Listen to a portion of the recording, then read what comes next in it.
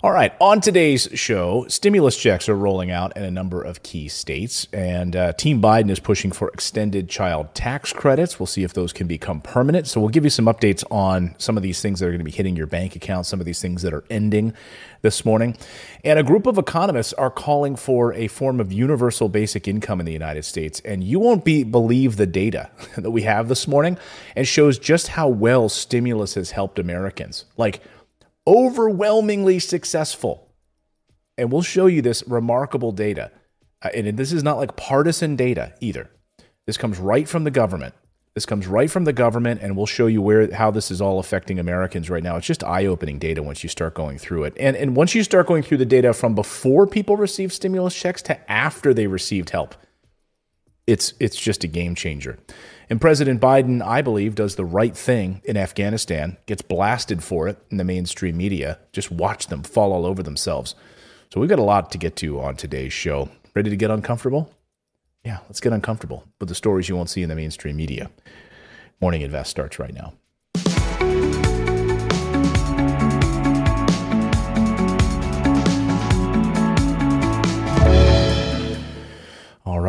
All right. Good morning, everybody. Let's start this morning with our stimulus update, and let's look at where we're headed right now with the latest round of checks, what's rolling out to the American people. And so we do now know that there will be states that are rolling out different stimulus checks. So if you happen to be in one of these states this morning, we're going to go through some of the different areas where these checks are rolling out.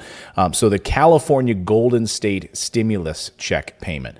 This, of course, many Californians are waiting their fourth stimulus check, and those in the care of dependents are curious if they're going to get any more money. Well, now in September, 2/3 of taxpayers are expected to receive a $600 Golden State stimulus check. And we now know that those will be the second round of payments to be made. They're called the GSS-2. It'll be sent to taxpayers making less than $75,000 a year. GSS-1, of course, was sent after those making under $30,000 had filed for their taxes. So California, one of the states that is rolling out these these additional state benefits. There's also Tennessee is rolling out state stimulus checks. The state of Georgia is rolling out state stimulus checks. We have states, Washington State is also in the process of doing this. So many of you may have already even seen some of these things hitting your bank account. Florida is also doing a $1,000 stimulus credit if you live in the state of Florida.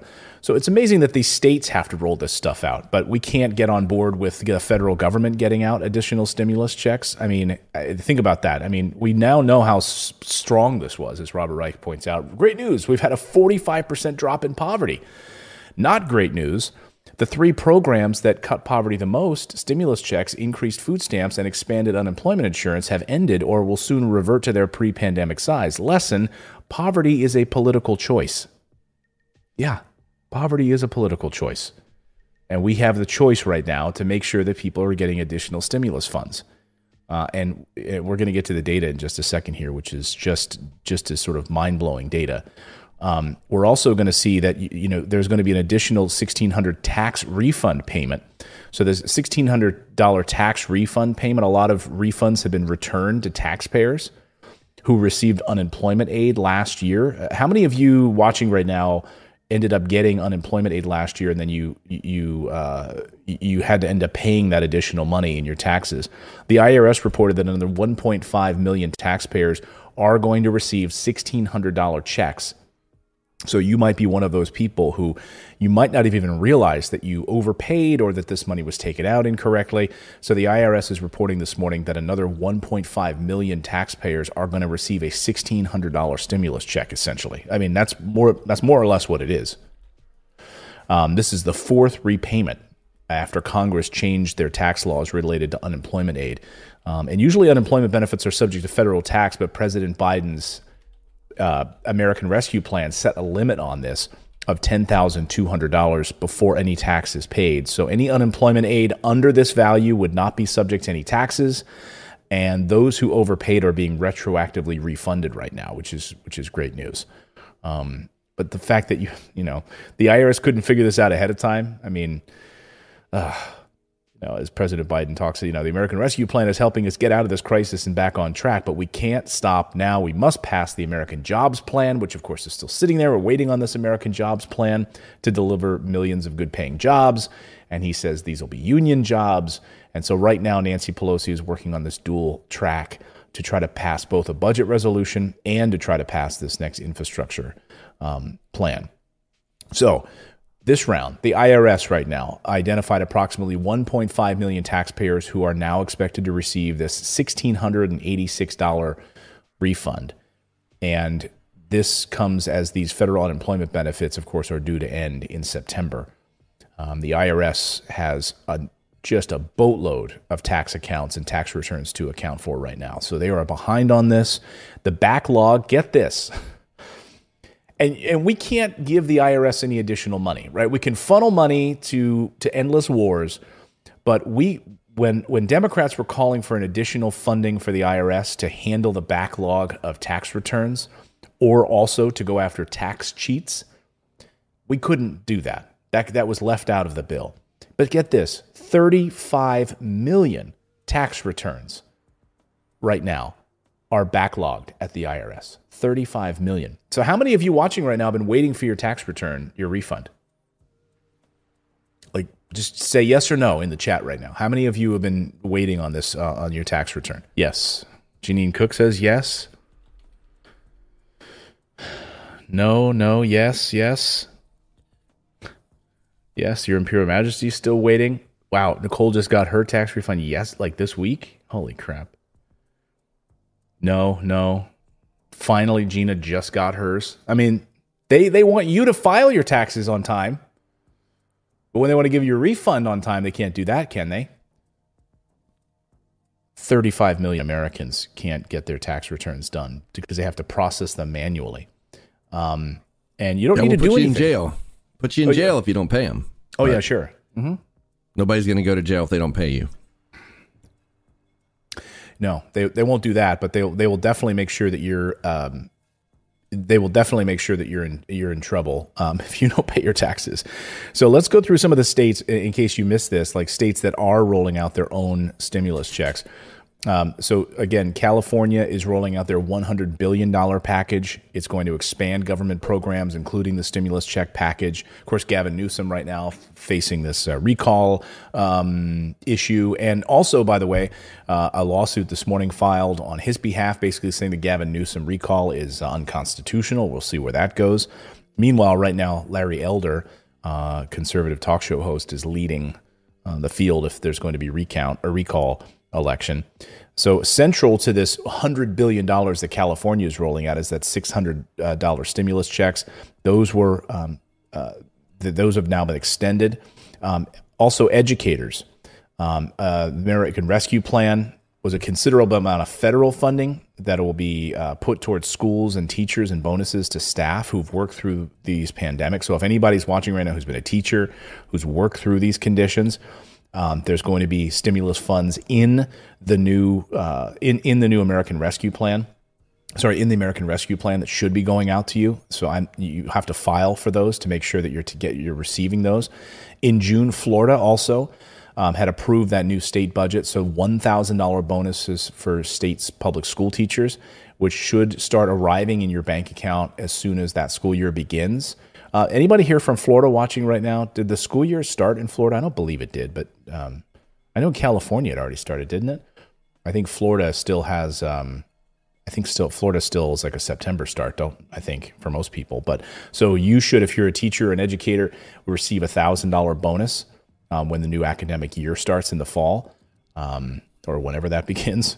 And that's from Governor DeSantis, who decided that those work through all of that deserve the compensation. Which most of them will probably have to put towards materials anyway, right? Right, yeah. Oh, Wendy King says, yes, school, they started last week in Florida. Yeah, so those educators there are going to receive that. A similar package was also passed in Tennessee, which gives $1,000 bonus for teachers and $500 for those who work part-time. That bill was passed on June 30th. And they also, so, that's the thing, right? We give you something, but we take something away. Tennessee, they were expected to get a 2% salary increase, right? No. Instead of getting the 2% salary increase, we're just giving you $1,000 bonus. Because teachers are wildly overpaid, aren't they? Teachers just make too much damn money. And a similar package was also passed in Georgia. Governor Brian Kemp has also approved an additional $1,000 bonus for teachers and school staff there in Georgia. And so the school board said the decision would ensure these hardworking employees are recognized for their above and beyond efforts. $1,000. Here's $1,000 for teachers. Look, $1,000, yes, it's going to be helpful. But I just want to say, in a nation where we literally funnel trillions of dollars to wars and Wall Street and defense contractors and on and on and on. We literally funnel money to so that Jeff Bezos can get tax breaks to launch his Blue Origin spacecraft, and yet he pays $0 in taxes at Amazon. We barely can afford to we have to rely on some of these states to shovel $1,000 at teachers. I mean, when are we going to just stand up and revolt? I mean, when are we just going to say enough is enough and just throw off the shackles of this government? Thomas Jefferson famously said, first of all, people should never be fearful of their government. Government should fear us. That's how government should operate, right? But the opposite is true. We fear our government. And he said, when that happens, it's time to dissolve your government and start anew. And I think that's where we're at, folks. I mean, this is an absolute crap show. It's embarrassing. Like it's embarrassing. Really is embarrassing. Well, and the thing is, like, if you look at things like 9/11 or whatever, like, and even the pandemic, they have used the pandemic to expand their powers even more. It's like you get people behind a common thing, like an enemy. So right. the pandemic has become an enemy for everybody, because it is a bad thing. But they use that to expand their powers, and everybody's like, "Oh, but it's to protect us from the pandemic, so we got to give them those powers. They have to do it." So like the powers that the executive branch, it's like war powers, right? Like, we're not even at war. Like, we give President George W. Bush war powers, but we don't declare war. Right. And you just look at the executive power that has been, given over since Bush Senior or whatever. It's just been expanding and expanding and expanding. I mean, when was it going to stop? It's not, until we demand, I am encouraged at least by the American response. It seems like the American people's response, like the people that watch our show, and the polling on this sort of Afghanistan withdrawal, which we'll get to a little bit later here in the show as we talk about Afghanistan. But I got to say, like, that's been encouraging to see just the amount of Americans who are like, no way, enough is enough. Get the hell out of there, But the military-industrial war complex, the warmongers that run our mainstream media and our government, it's until we can throw that away, until we can uproot that entrenched military-industrial complex in Washington, it's not going to change. It's not going to change. We think that, just by changing some of our elected leaders, a few here, a few there. No, we need a wholesale change. Like, everyone needs to be thrown out. And I think that's the only way we're going to see a change. We're going to get more to stimulus here. I want to talk about universal basic income and child tax credits in a moment, and some good news that might be hitting your bank account. You might have already seen it, and there's a big push for an extension of this. So we'll get to all of that. Plus, we'll talk about Afghanistan. We're going to talk about all the people that are profiting at the border. Plus, we'll get to your super chats this morning. So any super chats you have, any questions you have about any of this, whether it's stimulus, whether about what's going on in the world, the economy, investing, let me know. Drop them here, and we will answer them a little bit later in the show. But first, I want to tell you about our friends over at IPVanish. IPVanish is, you ever feel like you're being followed around the internet? Maybe advertisers know a bit too much about you.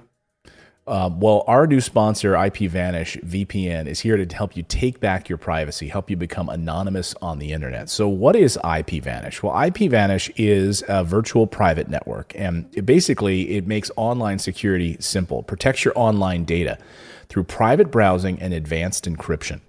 So you can use a VPN on your computers, your tablets, your phones, even things like your Fire Stick when you're streaming media. When you use a virtual private network, all of your data is encrypted. What you're reading, what you're searching, what you're watching, whatever it is you're doing. That's important because if you're doing what you're doing on the internet is no one else's business but yours. For listeners of the show, IPVanish is offering an incredible 65% off their annual plan, equal to 6 months for free. Right. All you need to do is go to ipvanish.com/invest. ipvanish.com/invest. Claim your 65% savings. Their annual plan is just $44.99 for the first year with our exclusive discount. This is the time to go sign up right now. With our discount, their current promotion, you can get a VPN for 65% off their usual offering. IPVanish is the best of the best, even rated 4.7 out of 5 on Trustpilot. That's with more than 6,000 reviews. So go to ipvanish.com/invest. So our thanks to IPVanish. Next on the rundown, let's talk about universal basic income and these child tax credits. Nearly 40 million Americans this week have probably noticed something nice in their bank account. Show of hands, how many people are watching right now? Drop me a comment below. Let me know how many of you noticed a huge surge in your bank account this week. $300 for each child under the age of 5, $250 for every kid under 18, as the second round of monthly child tax credits went out this week. And it turns out this is really good. It's really good for people who actually like eating and living and actually having food to eat. Isn't that amazing? We can actually help people not have food insecurity in the United States. We'll get to that. How did they get the kids on the streets that are that age, the $300 in shelters and stuff? Good question. Good question. I mean, this is the thing. I don't know how they got it to them. This is the thing. If parents have a mailing address and they've actually registered, the thing is and that's what's really upset. I know you're being slightly facetious. Yeah. Facetious. But it is a good point. We've talked about this here on the show. What about the people who don't have a bank account, or the unbanked? They don't have a mailing address. The people who need the money the most. Yeah, they don't have a mailing address, or they're at a homeless shelter. So can they use that as an address? These homeless shelters are overrun, by the way, right? This is why I think it's important we talk about an idea of a digital currency in the United States, a digital U.S. dollar. Look, yes, you know me. I'm personally a big fan of cryptocurrency, Bitcoin, right? A decentralized financial system that takes money away from, gives people power outside of the federal government. But having a U.S. digital dollar that everyone has access to, doesn't matter if they have a mailing address, doesn't matter if they have a bank account. They would have a digital wallet that the Federal Reserve could immediately put $300 in during emergencies. Just look what happened to Haiti, right?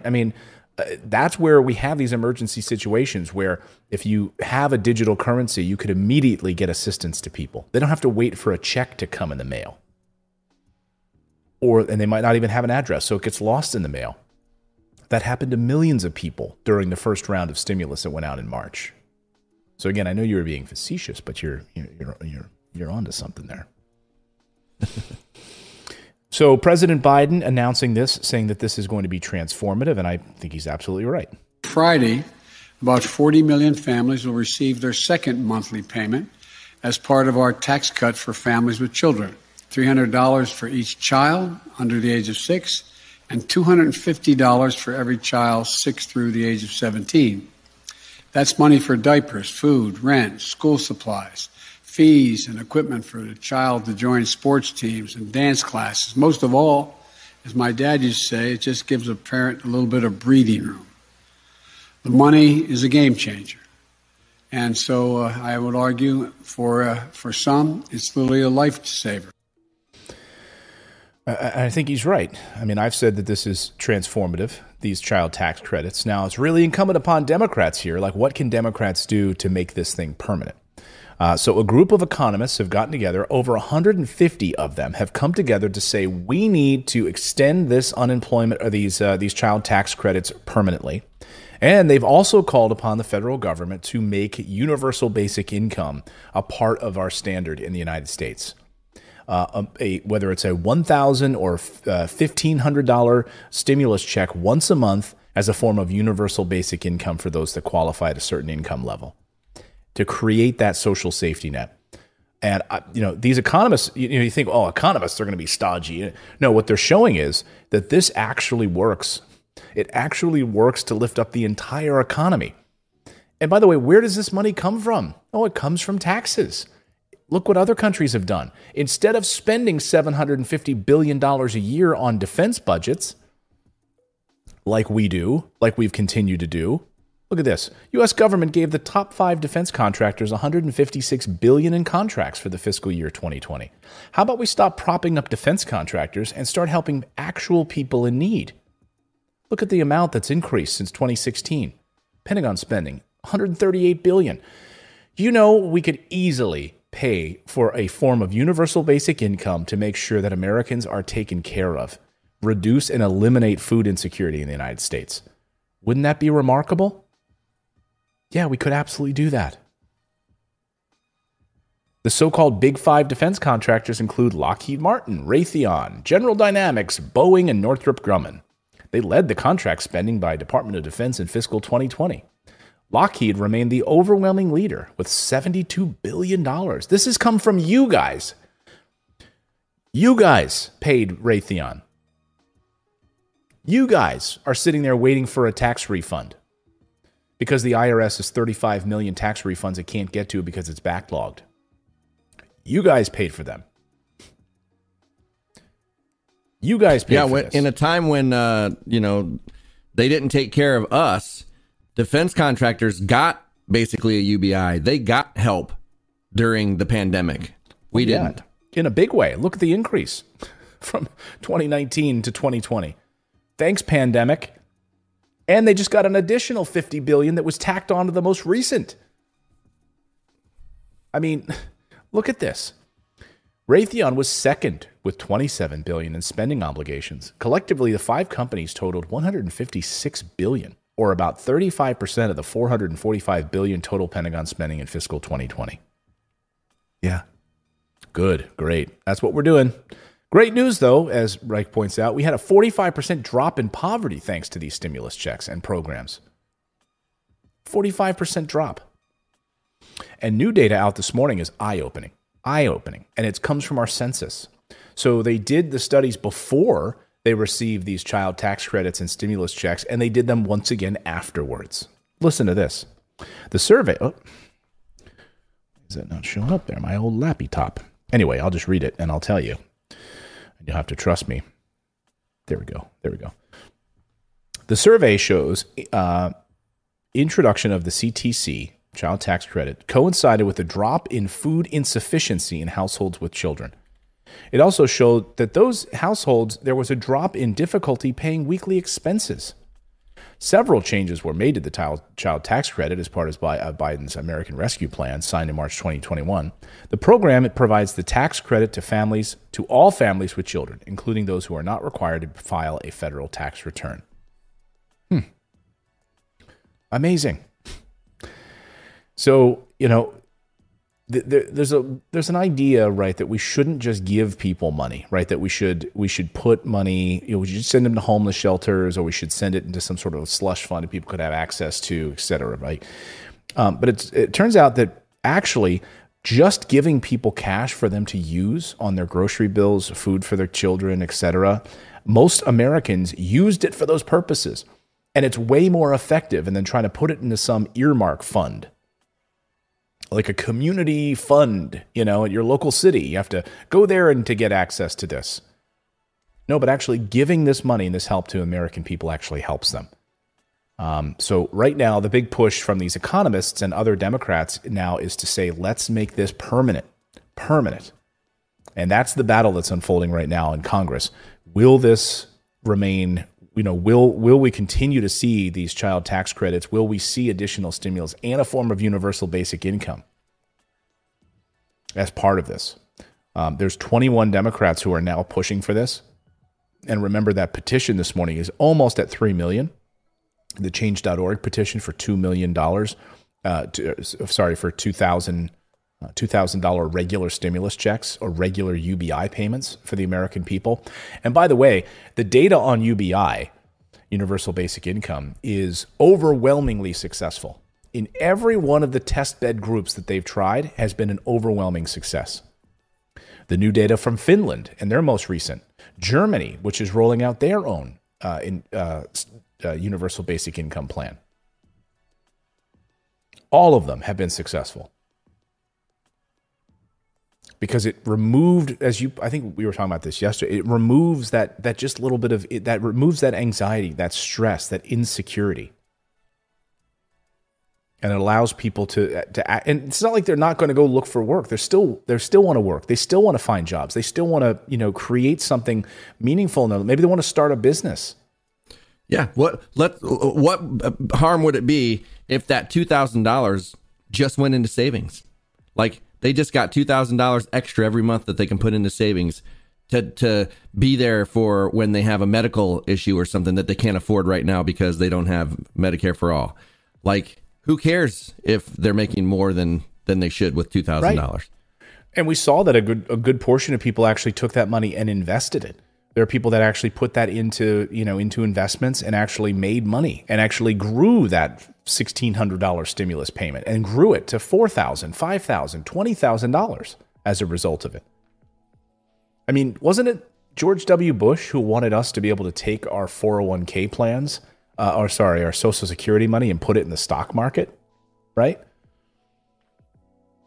Instead of just giving you into the slot. What if we put it into the stock market? Of course, it was said to say vilified, of course, because it was going to Wall Street. And I understand that part of it. We're going to take government money and just shove it into Wall Street's hands. Or invest in a business, in yourself.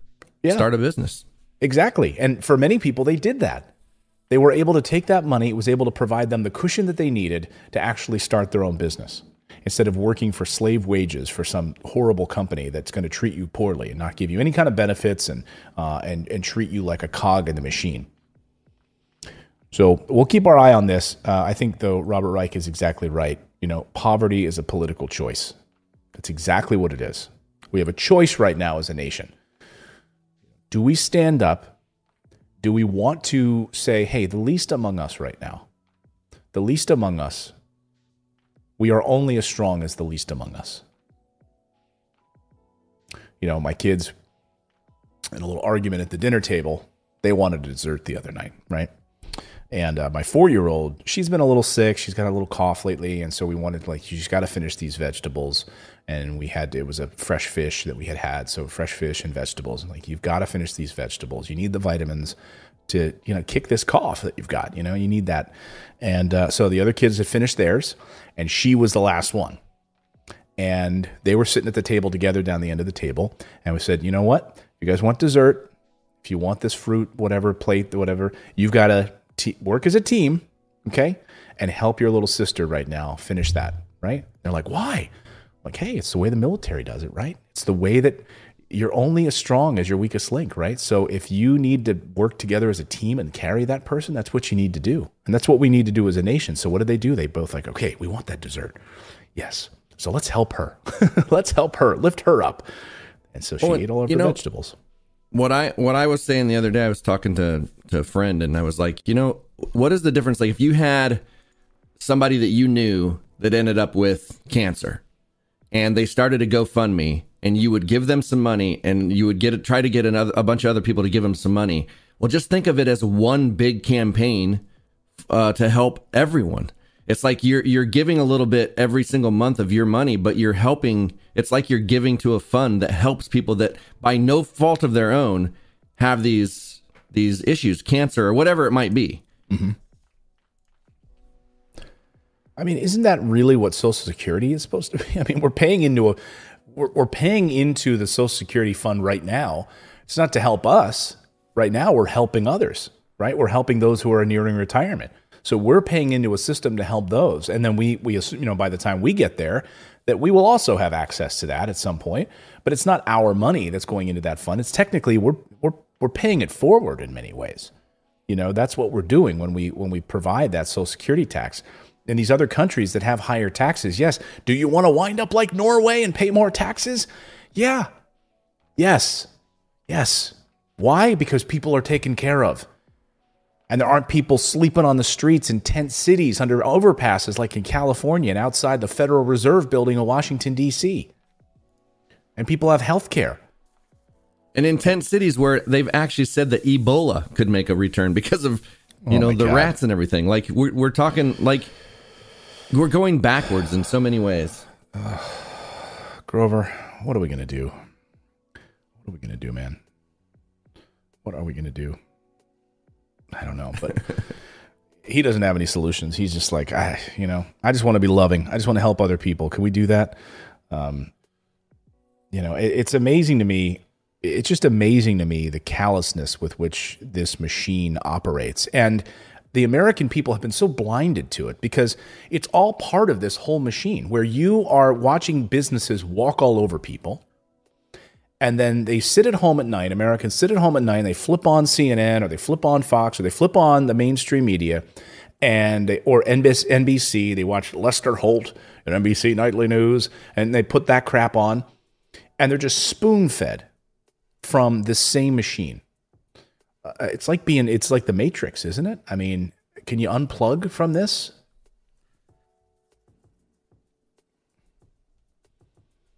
I think most people choose to take the blue pill that puts you back into you're just sedated, you're back into the system. Well, that's look at like Monday Night Football and all these things they have as distractions to just get you to, shut up and be entertained. Mm-hmm. And don't worry about it. Don't worry about the fact that we're spending $750 billion plus. That's like the base level to kill people, to kill innocent people around the world. But we can't take half of that and put it into helping and saving people in the United States. We can police the world. We can empire build. We can do all that stuff. That's perfectly all good and fine. But when it comes to helping people, we can't figure out how we're going to pay for it. We can't afford it. It's going to turn people into, beggars, and everybody's going to live off the dole of the American people. But that's the thing. If you have a very few that do that, the sum of the whole, the people that would actually benefit from it would be far greater than who would take advantage of it. And I'm perfectly fine with some people taking advantage of it. I don't care. Let them, as long as it helps more people get ahead. Yeah, you're going to have some bad apples, right? You're going to have some people that would take advantage of it, of course, right? Like I say, again, like if you want to have some pork projects that get a bridge built in a community, but it also allows people some sort of universal basic income, like that's the trade-off, I'm fine. I'm fine with that. I'm fine.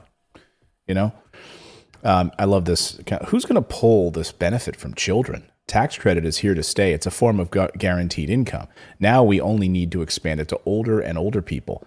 Good way to make sure everyone has food and clothing. Love thy neighbor. Becca says, Republicans, we don't have enough money to help starving kids. There will be nothing left over for millionaires and billionaires.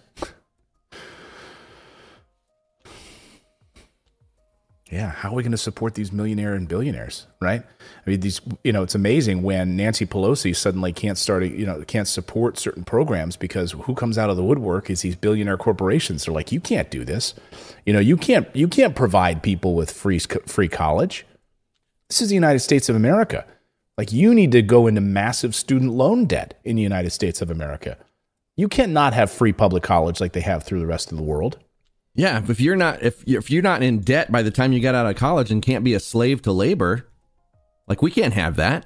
We need you to have so much money that you have to work the rest of your life so that people can go on TV shows and brag about their mom who worked since she was 12 years old till her deathbed, because only in America, 3 jobs. Like, I mean, that's an American thing. Yeah, you have to work 3 jobs in America to make ends meet. By the way, if you live in San Francisco and you work at minimum wage, you live in the San Francisco Bay Area and you make minimum wage, I think you have to work 3.5 jobs in order to be able to pay rent. Could you imagine, like, what other countries are people killing themselves to make enough just to survive? Because if somebody's working 3 jobs, it's not so they can get ahead. It's so that they can just keep up. And in other countries, they work one job and they can get ahead. Sure, there's going to be people that waste their money over there too, but at least they're happier people. You know, you've got people not working the same hours we're working. They get vacation time. They get maternity leave. They get all these things that we don't get in this country. And these people are working 3 jobs because they have to. And people are like, you know, like that's a bragging point. Like, wow, I work 3 jobs. Wow, you're such a hard worker. Man, that is impressive. But it's sad. It's really sad. And a lot of it started in the 1980s. A lot of it started in the 1980s. Remember the welfare queens, you know, thing that emerged from Reagan's America?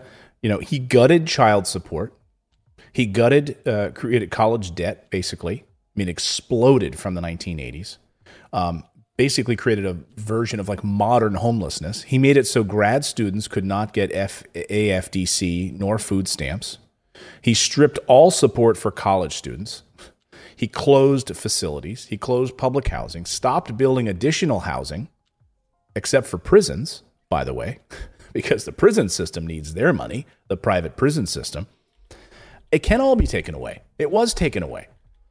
We watched it taken away. The term homeless person in the United States at that time was a historical concept. I mean, think about that. It was a historical concept at that point. Like we had gotten rid of it, or we completely reduced it because of being able to create public housing, closed facilities that enabled people to have a place to live, a roof over their head. But we can't have these welfare queens that are sucking on the system. We need to enrich defense contractors and make sure these billionaires are making money. Well, and that's the thing. It's like they focus on the smallest percentage. Like it irritates me with the laws as well. Like, so I'm a drone pilot. I've had a drone since the beginning. I've been a very responsible drone pilot. But one guy flies his drone into a geyser at Yosemite Park, and guess what? Nobody can fly drones in state parks anymore because of one idiot. And it's like we cannot let one person or one small minority determine what happens to the whole rest of the people. Like that just makes no sense. That's ridiculous. Yeah, it's like the shoe bomber guy, right? Oh, now we all have to take off our shoes because of Richard, whatever the heck his name was. Whatever the guy. Anyway, Teresa says, I'm a single mom who works 2 jobs and I'm looking for a third. Been working since I was 6. You've been working since you were 6, Teresa? Read. 2 jobs. 2 jobs. Now you're looking for a third. Just to make ends meet. Awful. I mean, James Figueroa, that was me back in 1985. Sorry. It's okay. James said, that was me back in 1985, working 2 jobs just to enjoy life, but instead paying bills instead. Yeah. And that's the thing. People are like that, like it's some kind of bragging right, you know, like if I was working that many jobs, like, and you don't have a good quality of life because you can't do anything extracurricular or whatever. You're just working. Yeah. I mean, I knew when I was working 2 jobs in high school and to college. I mean, I was a lifeguard and I would work 2 jobs. So I worked at McDonald's in the morning. So I did the morning shift at McDonald's. And then I would go to my lifeguarding job all day, so like noon until 8 p.m. And I would ride my bike all over the place. And so then I would stop, get like a Subway sandwich, come home, and it just would collapse. Like I just would eat this like turkey sandwich and have a bottle of water, and I'd fall asleep, and I'd do the whole thing all over again the next day. You know, just brutal. Tanda Vaughn says, I've been eating a lot of bean and bacon soup that costs between 69 and 89 cents a can. By the way, I love that bean and bacon soup. If you're talking about the Campbell's bean and bacon soup, I love it. But it's so not healthy for you. I mean, that's the thing. It's like the problem is that the government subsidizes these types of foods. And I love it just the same as you do, Tanda, but It's filled with sodium. It's filled with like nitrates. It has the bisphenol, like which is the chemical that keeps it from sticking to the inside of a can. So don't ever eat canned food, by the way. I mean, not to be all preachy, but like just look it up. You'll realize this is a cancer-causing agent. So not only are you're trying to work hard, put food on your table, but the government subsidizes this type of stuff. And so you're eating this canned food that has like bisphenol or whatever that's like blocking, I think it's bisphenol, that's like keeping the food from sticking to the can so it slides out. That's in there. That's why you should use like the cardboard. They've now switched to some of the cardboard soups, and the thing. But I mean, this is what we have to deal with. You have to eat 60. We're the richest freaking country in the world, and you haven't eaten canned soup. Yeah, that's the thing. Like, there are stuff that they put in our food over here that are banned in Europe, like sodium benzoate and stuff like that. That's a preservative. Over here, the high fructose corn syrup and all that stuff. But over in Europe or other countries, they wouldn't put that. Like, it's actually illegal to put sodium benzoate in things because it's a carcinogen when mixed with other vitamins. Yeah. What is the I'm trying to find the harmful chemicals in it. I forget the name of it. Yeah, I mean, there's BPA, of course, but and BPA is found in at least 10% of all canned foods. But I know that's the thing with like Campbell's, it's like I don't think that unless they've moved to some of the cardboard versions of the soups. Like bisphenol is what John Venturini said. Yeah, so just be careful with that stuff, Tanda. Like, I mean, it's so awful, right? Like, we can subsidize these industries that keep people unhealthy, right? With corn syrup and all of this stuff, and we can funnel this, billions of dollars to school lunch programs that are all crappy school lunches for kids, not healthy. They blasted Michelle Obama for trying to make healthy lunches. I remember conservative media stations doing like whole segments about like, Michelle Obama, keep your hands off my cheeseburger. And they like, I'm an American. I'm going to have a barbecue. Michelle Obama, keep your garden at the White House away from me, okay?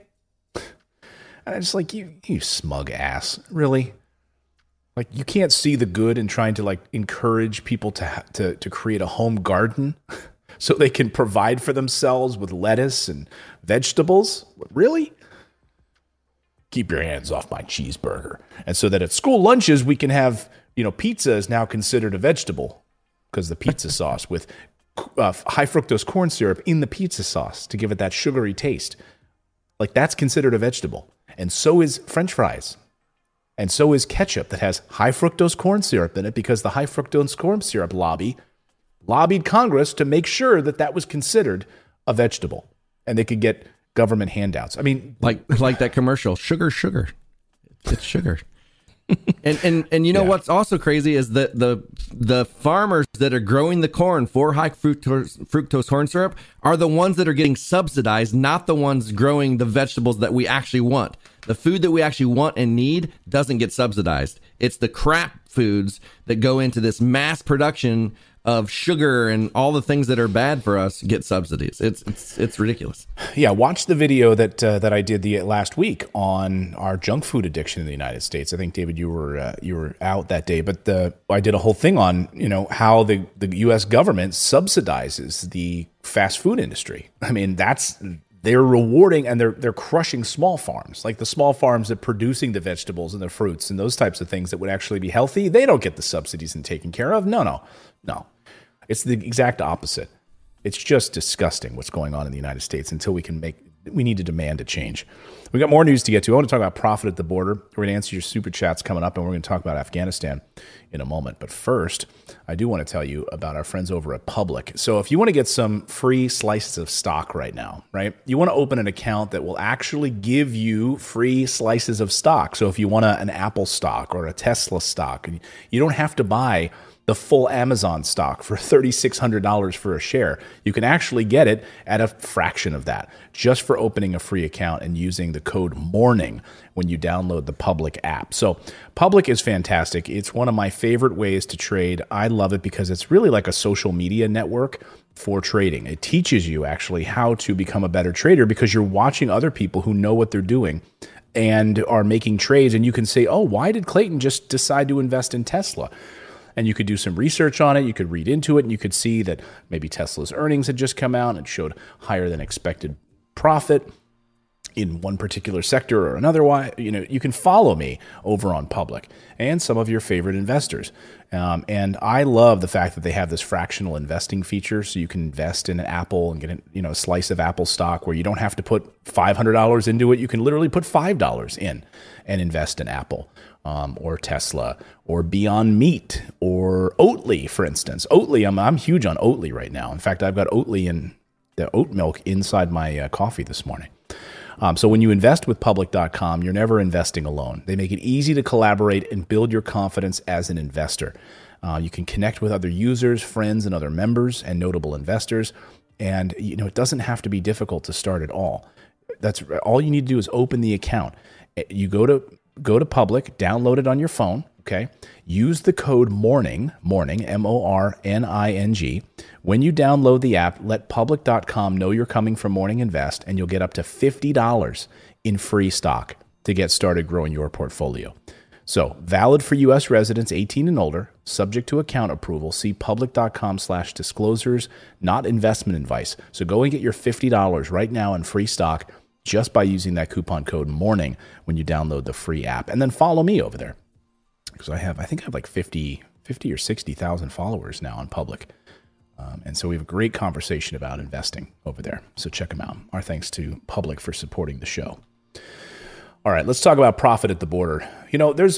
If you think about the border debate, it's always framed in terms of like these dirty people, right, Trump? These dirty people are coming into America and they're stealing our jobs. They're criminals, right? They're bringing what else are they? What are they bringing with them? They're always bringing some disease, right? Drugs and yes, there are a good number of people who live on the border who deal with a rise in crime and drugs and other issues, of course. But it's always framed around that, right? They're going to take your jobs. They're eating away at the system, and which we know is not true. They're not taking American jobs. I mean, the jobs that California strawberry farmers, are bringing in immigrants on these visa programs. Americans don't want those jobs. Newsflash, they don't. So it's a lie. Just go to Napa, for instance. Okay, look at Napa Valley. I've interviewed, did a story on this. I interviewed a number of Napa Valley wine growers, and because of the clampdown under Trump on immigration and visas, they couldn't get the help they needed to pick grapes. And I said, well, what about America? We hear the argument that these jobs are being kept from Americans, and they're like, no, they don't want these jobs. They don't want that. We've been working with the same group that come out from Honduras or others, and they've been here for 20 years working with us. And now Trump shut it down. So there's always this cultural, this back and forth. But I want to strip all of that away, because I always think these cultural issues and the reason these things never go away is because there's something deeper at play. And sure enough, when you start to look into it, you start to peel this onion back, you realize that it's all about profit. It's all about profit. And wouldn't you know it, it turns out that the border, the people at the border are making a lot of money on, people at the border are making a ton of money and profiting off of this crisis. And they have been for years. And that's why it remains the same. It's just like an endless war. It never goes away on purpose. And both sides pay lip service to it during campaigns. But both sides know that if they do anything about it, the companies that get all of the money around so-called border security will pull money from their campaigns, because many of these Democrats and Republicans get money from these border security companies. That's exactly what happens. So, for instance, Deloitte, when you look into this, it's actually pretty astonishing. Deloitte, for instance, Core Civic, Sikorsky with Lockheed Martin, these are all $55 billion in money funneled to General Automatics Aeronautical for drone coverage, Northrop Grumman. I mean, all of these companies are getting money from the federal government. So look at this, the amount that's spent since 2000, since 2000 or 1980, all the way up to 2018. A 6,000% increase on immigration and enforcement budgets. $55 billion spent just to funnel money to these border profiteers. Are you surprised by that? Of course, this is exactly what happens. And these people continue to make money off the American people. And it's really you have all these migrants who are trying to get in the United States with a combination of factors, right? They're driving asylum seekers here at the southern border. In Central America, particularly, deep economic inequality, corruption, high rates of poverty, as well as violence, instability. And where does all of this come from, by the way? Where does all of this economic instability and high rates of violence and so forth and all of this? Well, it's tied to historic U.S. support for all of these authoritarian regimes throughout the region. We've always propped them up and supported them. So we're surprised when they want to leave these countries and come here? Right-wing paramilitary groups and all of the big, huge corporate interests that are in Latin America that we prop up and let these big corporate interests walk all over these people. I mean, think about NAFTA, right? Think about all of these big corporations who've just gotten a free ride to move into Latin America and set up shop. That comes right from Washington, right? I mean, that comes right from Washington. So you want to know why these people want to leave that area and come to an area that maybe has better wages and maybe a better land of opportunity? In other words, the United States is a huge part of this problem. Some politicians want you to believe that the way to address this whole humanitarian tragedy thing at the border right now is to basically double down on border security. How many times have you heard, we just got to increase border security? Trump wants to build a wall. That's how we're going to deter all of these people from coming. So on the one hand, you literally have the United States propping up these authoritarian regimes in Central and Latin America that are driving people out, by the way. Huge poverty crisis, huge, being overrun by big corporations who don't give a rat's behind about these people. And then on the other hand, so we're like double dipping here, aren't we? Like we're making money from these corporations by basically saying, hey, don't do anything in Latin America because this is how we're able to make great profits now. We're able to move our headquarters and our plants down to Mexico. We're able to move this to Honduras and Guatemala. We're doing great. They don't have all the regulations that we have in the United States, so we can dump as many chemicals as we want into their waterways. We can tear down rainforests. It doesn't matter, right? We can do whatever we want. So that's great. And then on the other hand, they also now get to make money on the backs of us trying to protect our border. Like it's a problem we are helping to create, and then we are funneling billions of dollars to put up like a drone wall and build walls. I mean, some politicians want you to believe this humanitarian tragedies to we need to double down on this border security. That's what we need to do, and deter people from coming. Let's not figure out why they're coming. Like let's not try to get to the root of the problem. And why they even want to come here in the first place. Because if we do look at that, it'll point the finger right back at us, United States. Yeah, exactly. So we don't want to look at that. We'd rather, though, prop up Northrop Grumman, Lockheed Martin, give them additional money at the border to make sure that we've got drones and we can make sure we can take these people, round them right back up and send them back again. And they'll be back 5 days later. It doesn't matter. And we'll do it all again. Doesn't matter. Northrop Grumman is making as much money as they want. Doesn't matter, right? Deloitte, Core Civic, Lockheed Martin, $55 billion they're getting for border security. Several administrations have tried this tactic, and it's failed every time, right? Our bloated spending on the border industrial complex, I've heard it called. The border industrial complex has done nothing but increase human suffering without dealing with any causes of root at the heart of this immigration crisis. And why? It's because the fingers will point right back at us. I think it's a contrarian view because, the mainstream media doesn't talk about this. They'll talk about Biden's failure at the border. There's a humanitarian crisis there. Trump was building a wall. He was tougher on security. Obama was deporting millions of people on a regular basis. But the whole military, it's, the border industrial complex, it's like a wing of the military industrial complex because all of these companies also then double dip and get billions of dollars in defense contracts that have nothing to do with the border, but have to do with foreign wars. We got to just start questioning everything. If you have a crisis that's literally lasting decades and decades, and everyone in Washington pays lip service to it while they're running for office, but then when they get there, they're all just sort of confounded by it. It's because they learn the machine behind it. They can't really call it out. And politicians that are in Texas and other spots can't really call it out either because these companies make so much money off of this crisis. Like Northrop Grumman, Lockheed Martin, Raytheon. They make so much money off of it and they contribute to a Ted Cruz campaign and Mitch McConnell and all of these guys. So for them to say, we're not going to increase our budget for the border anymore, we're going to do the opposite, we're going to get to the heart of this matter, is not going to happen. It's just not going to happen. It's a perpetual thing, and it's going to continue for the next 10 years. But we'll continue to throw money at it while the American people can't get any money. Well, and we can't also, forget about the money that they make because of the drug war at the border, Right. Like it's a money maker, and these people are definitely not gonna let go of their gravy trains. Like we will have to fight them tooth and nail to get rid of those gravy trains. Like it's like so many things. Like, what do we fight first? As the American people, what do we fight first?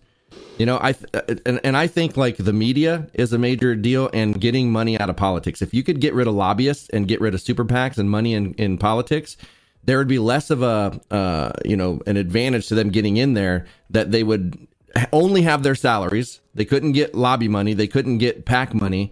And if they only had their salaries, I think they would work a bit harder for us. But they can get in there, listen to lobbyists, take this, help these war companies and just pad the hell out of their pockets. They become multimillionaires in Congress and the Senate. And that's where the problem starts.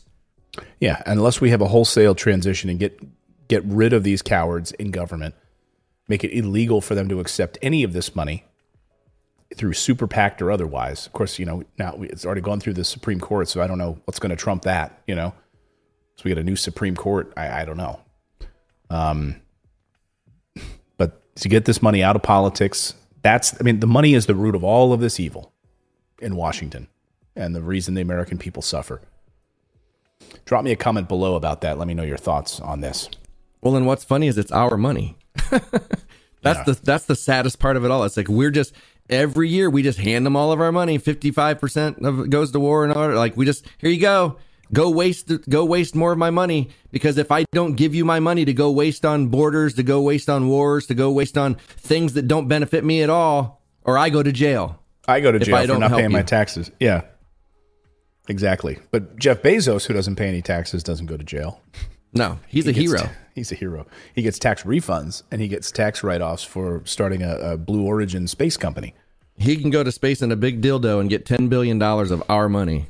And then he can sue the federal government for not getting the space contract that Virgin Galactic gets. Like he has the audacity to not pay any taxes and then to sue the federal government on the money. Like he's already gotten billions and then he's going to sue the federal government for more. Unbelievable. Squeaky wheel gets the grease. I guess so. Yeah, sadly. Well, I'm going to take a contrarian position on Afghanistan, I think, from the mainstream media, and maybe not from you. Maybe you guys are all who watch our show or maybe on the same page on this, people who aren't brainwashed by the mainstream media, who aren't being spoon-fed. 4-star general this, 5-star general this. Everyone's out of the woodwork saying what a disaster Afghanistan has been. Why couldn't we have waited a few more months, et cetera, et cetera. So President Biden gave a speech last night, and I don't know how many of you watched it. I did, because I thought it was an important moment in his presidency. And what he said really struck me. I couldn't, at the end of it, and look, I am no, me, I'm no President Biden apologist at all. I call him out on endless mistakes. But last night, I thought his speech on Afghanistan was spot on and showed some pretty strong courage on his part to basically say, hey, I'm not going to let this go to any other president. I'm taking responsibility for it. It was never going to be clean. It was never going to be easy, but I'm done. I'm not going to hand this off to anybody else anymore. So on its surface, I will give him credit for that. Let's listen to the president's speech here, and I'm going to parse it a little bit. Decision. After 20 years, I've learned the hard way that there was never a good time to withdraw U.S. forces.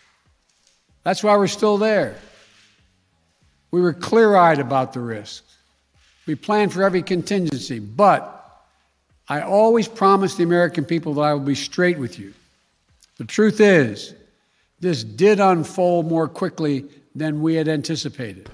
So just right that little moment, right? Did you ever hear President Trump apologize or say, hey, you know what, we analyzed it and our analyzation of this was inaccurate? No, because that's considered weak. Presidents don't apologize. Right. Should we all learn from Jack Kennedy, JFK, who after the Bay of Pigs invasion, he was carried out on his watch. It was a huge disaster. He had listened to his generals in the military-industrial complex talk him into doing it, okay?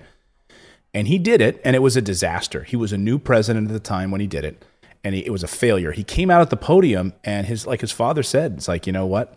Americans will forgive you if you apologize. So he did. He said, you know what? This happened on my watch. It was my call. He didn't pass the buck to somebody else and said, you know, I listened to John. It was John's fault. He said, you know, I take credit for this. It was my mistake. It'll never happen again.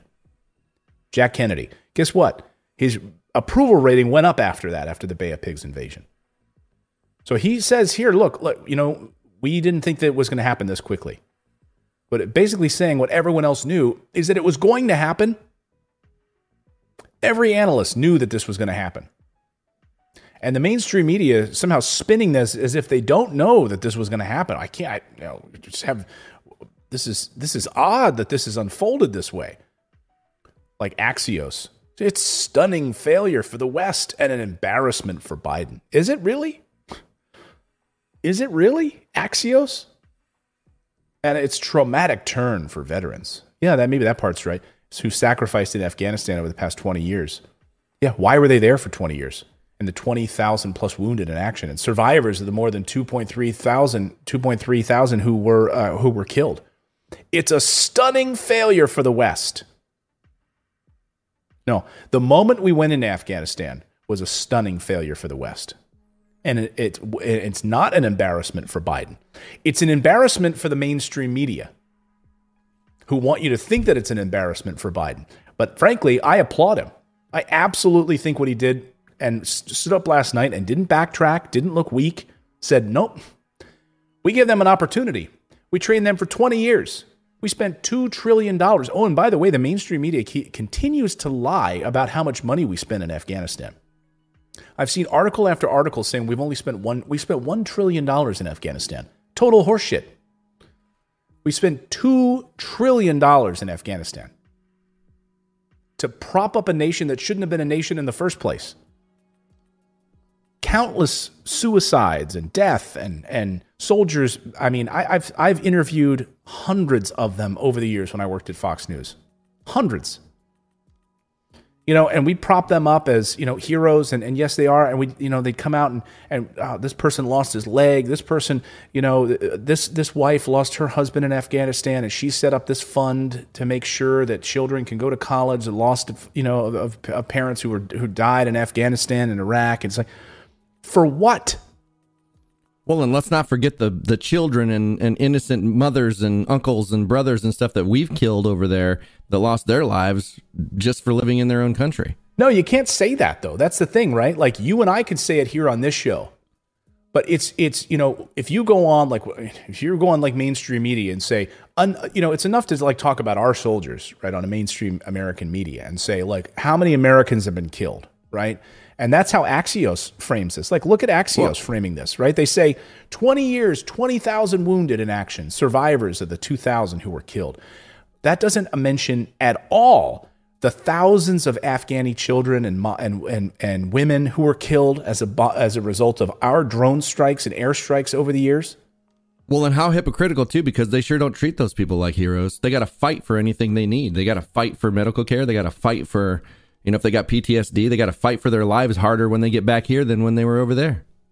Exactly.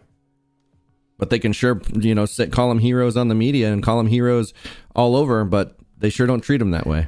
And you have, you know, businesses that are, you know, try to hire veterans only, or they really have like a veterans program. They're really trying, like Starbucks, I think, you know, really trying to help and hire veterans. It's like, because the skills don't translate necessarily. That's the sad part, right? They're using like drone technology to bomb villages. Like that technology doesn't, those skills don't necessarily translate to phone sales. So I thought, what about the 6,000 troops that they were sending back? Well, so he gets to that. And of course, those 6,000 are basically there to just escort people out of the airport. And he says in the speech last night that if any of these people are attacked or hurt while this transition is happening and we're getting our personnel and others out of there, then we will attack you back. So, there you go, right? So it's like, okay, we're going to go back into war now. Is this the end point? Like, we'll stand here like human shields. You fire upon us, guess what? We start all over again. Well, and that's another thing that doesn't make sense is why would they send back way more than they had there in the first place? If they would have just kept the people there that were there, helped the people out first, do the evacuation first, and then leave, couldn't that have been avoided? But now they're sending more back. I don't know. To me, no. No. I will say, get the hell out of there. Like, this timetable was there. This timetable was there. We knew about it. And he admits, hey, wow, this sort of collapse happened a lot quicker than we thought because guess what? There's 300,000 troops that we trained for 20 years. And guess what? The government of Kabul, the government of Afghanistan, the president of the company literally fled the country and left. So this happened more quickly than we anticipated. And the question you asked, and I'm not picking on you for this question, but it's the same question that Jake Tapper asked Andrew Blinken the other day, as if we should just keep people there indefinitely. We should just sort of, and I'm not saying you're saying that, but I'm saying we should just keep all these people there. We had to get out. It was part of our peace agreement with them. This was the date. We had a peace agreement. They were to leave and get out. That's when we were supposed to leave. And if we didn't, we were violating our peace agreement with the Taliban. And then guess what? Guns blazing all over again. Do you think the Taliban was going to just say, oh, you guys can just have a few more days? Just go ahead. We're coming. We're taking over. And we have 300,000 people that we trained for $2 trillion. Get out. Time to leave. Time to leave. Afghanistan political leaders gave up and fled the country. Good. I mean, he's saying it. We gave you an opportunity. We gave you everything. We gave you the best equipment. We gave you an Air Force. We gave you an Air Force for crying out loud. You left. The Afghan military collapsed, sometime without trying to fight. If anything, the developments of the past week reinforced that ending U.S. military involvement in Afghanistan now was the right decision. American troops cannot and should not be fighting in a war and dying in a war that Afghan forces are not willing to fight for themselves. I think that sums it up, right? So, wait a minute. Mainstream media, neocons, warmongers, you want our sons and daughters to fight a war in a country that their own troops won't even support and want to fight? I mean, we had Hessian for, you had French that were able to help us during the Revolutionary War, but the amount of sacrifice that we had in our own American Revolution, right? It's not like Lafayette came into America and the French were helping us with ships, but we were sitting back smoking cigarettes you French, you want us to be free? Oh, fine, then you fight our war for us. Just going to sit here in Philadelphia and hang out by the fire. No. We had people that literally didn't have boots at Valley Forge and had their feet frozen, frostbitten, sleeping on a frozen field in Valley Forge. And we fought, for our own freedom. We fought against the British and the Hessians for our own freedom. So they laid down their weapons and an amnesty program basically with the Taliban. Here, take all of the weapons that the United States just provided us. These brand new shiny guns, this brand new Air Force, these helicopters, these Humvees, these tanks that the American taxpayer paid for. See, Doesn't that just seem like, to me, when I look at that, I think, what kind of person, like it's like base level tactics to know that what they should have done is destroyed that stuff, then helped the people, and then got out, right? It's like they left that stuff there intentionally because they knew they would take it over, and then now they've got their propaganda campaign for the next time where they can be like, hey, look, they stole all of our stuff and they're using it against us, and we're going to send 6,000 troops back there, and they're going to have a confrontation. Mark my words, that's what's going to happen, and it's going to be with our own stuff. It's like somebody at the base level had to know that, like, there's these generals, that's what they do. They strategize. They shouldn't have known that those people were going to take that stuff over, so that stuff should have been destroyed. Makes no sense. I mean, everyone knew this was going to happen. Everyone knew this was going to happen. I mean, if you didn't know this was going to happen, you were lying. Here's Code Pink. The U.S. war in Afghanistan wasn't pointless. It enriched precisely who it was meant to. Companies that profit from war get richer as the world burns. Don't forget this as politicians and weapons lobbyists try to justify the next war for humanitarian concerns. Look at this. Lockheed Martin profits. Look at that. 20 years war. How well have they done since then? Thanks, Lockheed Martin. Thanks, Lockheed Martin, for all of your service. I love this. Richard Ojeda, retired U.S. Army major. You don't hear a lot of this. $2 trillion to train and equip the Afghan military over the past 20 years. They fell in a week. It was never about real training. It was about military contractors and corporations raking in giant profits. I am numb. I am sure everyone else who spent years there feels the same. And I love this. George Axios again. Here we go.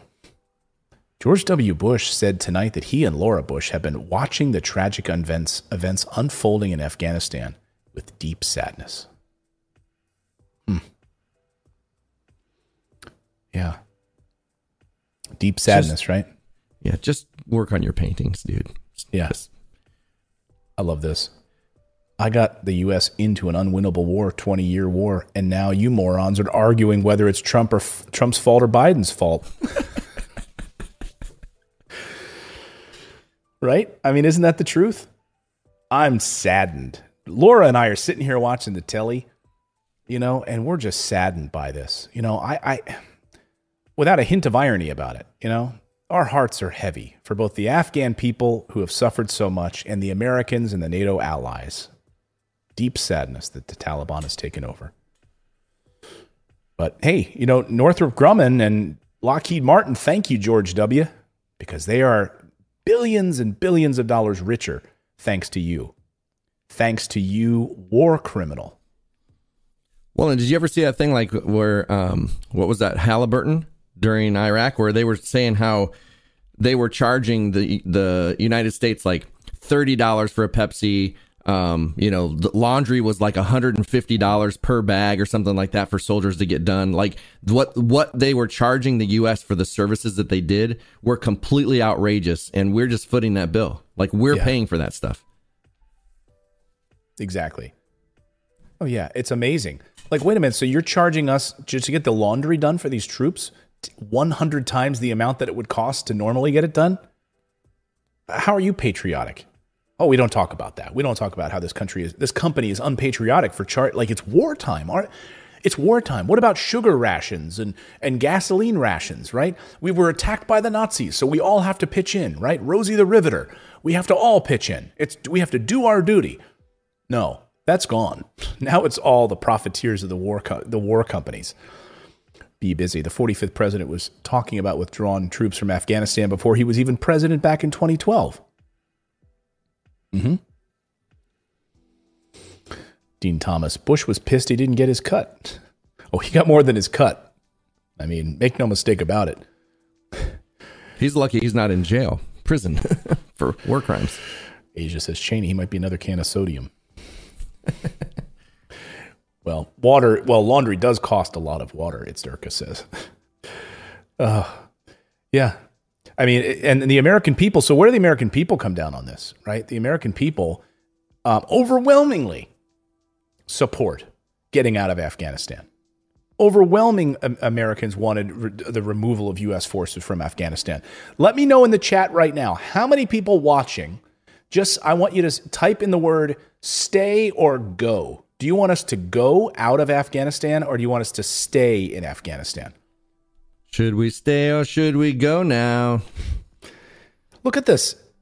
I love this. All of these different polls. But my favorite, though, was the Axios reporter who tweeted this out and who said, I think it was Axios. I want to make sure I'm clear on that. I think said, look at these polls. This is pretty amazing. Overwhelming support for getting out of Afghanistan. But look at the Politico Morning Consult poll. It's tightening up. It's tightening up. And the reporter said, we're going to keep our eye on this poll, because it might suddenly these polls might switch and the American people might want to stay in Afghanistan. Yeah. What American wants us to stay in Afghanistan? Just curious. I put a poll up, so I'm waiting to see what the poll shows. Yeah. Super chat. Thank you for that question, Amy. When in American history was it decided that we would be the helpers of all other countries, and who decided it? History lesson, Clayton? Oh, the military-industrial complex. I mean, the moment that we ended World War II, we should have dissolved our standing military and gone back to peacetime. We never had a massive standing military in U.S. history. And so when we were attacked at Pearl Harbor, we hardly had a navy. I mean, we had like decrepit old ships. We had a few ships. We didn't need it. What do we need it for? Guess what? In a few short months, we were able to ramp up and build a massive navy and military. New Orleans, we launched the Higgins boats, right? The Higgins factory in New Orleans built the landing craft that landed on the beaches of Normandy. The Higgins boats, right? They were like, that was private industry. It was like boom, like that. Thousands of them. We were able to mobilize quickly and win a war against two imperial powers at two different fronts, in the Pacific and in Europe. So don't tell me we need a massive standing army that's just there and literally is cost this much, and our debt, for us to go in this much into debt so we can have this massive standing army. So in the poll, 269 votes, 7% stay, 93% say go. Wow. So 7% of you say we need to stay. Interesting. Kind of surprised by that. Maybe you guys just hit the wrong button. I mean, for a country that doesn't even want us there, and by the way, is not even meant to be a country, a group of tribes that shouldn't even have a line that's drawn the way that it's drawn. This is that song actually makes sense. Should we stay or should we go? Like, if we leave, there will be trouble. If we stay, it will be double. Like, mm-hmm. Like we have to know that, like, there are going to be issues with us pulling out, but we can't, like, no matter when we would do it, that's what happens. And we would have to stay there, forever and do what? We've done nothing there. We've done nothing to help those people. Like, we're basically an occupying force. And as Richard Ojeda says, I mean, it was never about real training. It was about military contractors and corporations making huge profits. That's it. That's all it was. And if you think otherwise, you're lying to yourself. You're lying to yourself. To recap, we spent over $2 trillion on an unwinnable war in a country that fell the instant we left, but we can't afford to protect Americans from death by giving them affordable health care. Yes, exactly. Exactly. Nothing makes sense. Exactly, Judge. Exactly. But you'll still, just to be clear, the mainstream media, you guys will prop all of this up, and you will continue to say how we should never have left. We should just give them a few more months, a few more years, and we've got to stay and make sure that everything is stable, and on and on. So 380 votes, 8% say stay, 92% say go. There you go. In the poll. Yeah. I'm going to say I think it was courageous of President Biden to do this. I think that by him saying, I'm not going to pass this on to another president, I'm done. Now, if he can just do that for all of the other wars that we're in, like, let's give that the same attention. Let's have him be the president. And he's like, look, I will take the responsibility for it. I know I'm going to be criticized for this, and I will take it because I'm not going to hand this off to another president. I'll take it. Give it to me. You know, I'm 82 years old, or however, and I don't have, he didn't say this. He was like, I don't have many more years of, on this earth. I will take this. I will let this be. If this is going to be a stain somehow that I'm going to save people's lives, not getting killed in a country that we shouldn't be in, fine. I'll take it. You know what? It's hard to do the unpopular thing. Then he did it. And I don't know, though it's really popular with the American people. It's just unpopular in the mainstream media. Isn't it amazing that the American people want us out of there? And yet the mainstream media is calling it a chaos and disaster. And it's how did Axios put it? It's an embarrassment for Biden. Look, you know, I'm glad this is happening as well, but I want to know, why is this the hill he chose to die on and not helping the people at the beginning with all the initial campaign promises he made for the $2,000 checks and to help the people? Like, why would you, I understand that the American people want us out of there, but why would that be the hill you would choose and say, I'm a straight shooter? Like I said, I'm going to be a straight shooter with the United States people, but he hasn't been a straight shooter. And this is the first campaign promise that he manages, well, not first, but one of the few that he's managed to actually do. Like, I wonder why that was the one he chose to die on. Like Kristen says, why won't Biden use the same cojones for stimulus? Exactly. It is an interesting question. It's a great question because, this is him going up against the military industrial complex, right? And but maybe not, because I want to see in a year, like, how much money we're still spending in Afghanistan on air support strikes, drone strikes. Well, that sort of thing. I feel like we're going to see it sooner than later, because when they get those 6,000 troops back over there and we've got the Taliban with our weapons, I just feel like it's going to happen right then. Like, I feel like something's going to happen. They're going to be like, oh, they got our weapons. We're going to have to stay here. That's what I see. To me, You're so cynical. I know. I mean, you got to trust your government, right? I mean, they always tell us the truth. Right. We spent over $1 trillion. Two trillion. We trained and equipped an Afghan military force with some 300,000 strong, incredibly well equipped, a force larger in size than the militaries of many of our NATO allies. We gave them every tool they could need. We paid their salaries, provided for the maintenance of their Air Force, something the Taliban doesn't have. Taliban does not have an Air Force. They do now. We provided close air support. We gave them every chance to determine their own future. What we could not provide them was the will to fight for that future. So we're just going to stay there forever? Anyway, let me know in the chat your thoughts on this. But I think it's interesting to be, when you look at like how much we spend on this. For instance, this is the Arizona Boneyard. These are all, the amount of money we spend on our Pentagon spending over the years. We build all of these aircraft and machines that we don't use, and they sit there basically collecting dust. This is the Arizona Boneyard. These are all military jets and equipment that just sit there unused, that we just build and crank them out, and we don't use them, collecting dust. So maybe it's better we give them to the Taliban. At least they'll maybe use them. Start funneling that money out there, giving it to those people.